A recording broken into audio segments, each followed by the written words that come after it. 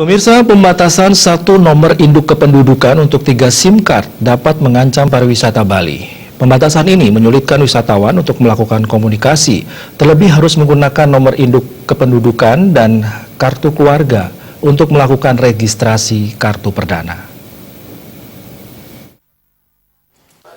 Menurut Ketua DPD KNCI Bali, Felix Andi Mulyato, pembatasan satu NIK untuk 3 SIM card berdampak pada wisatawan asing yang datang ke Indonesia, khususnya Bali. Seorang wisatawan berniat menggunakan kartu SIM card di Indonesia, terlebih dahulu harus melakukan registrasi. Namun dalam syarat registrasi diperlukan nomor NIK dan KK. Hal itu tentunya tidak dimiliki oleh wisatawan asing, sehingga menyulitkan melakukan komunikasi. Pihaknya juga telah mendapatkan keluhan dari beberapa wisatawan yang sulit melakukan koneksi internet. Tamu yang ada dikoordinasi sama oleh guide-nya masing-masing. Tolong fasilitasi kami bisa internet di Bali, katakanlah seperti itu kan.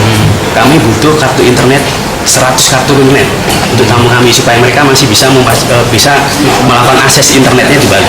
Nah, ketika kebijakan itu dilakukan oleh pihak pemerintah, seperti apa nanti jadinya pariwisata Bali kita ini?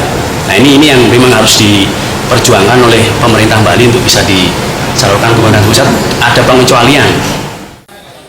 Ditambahkan, apabila tidak segera dibenahi, hal ini bisa mengancam dunia pariwisata serta berdampak pada penjualan para pengusaha gerai seluler. Gung Krisna, Bali TV.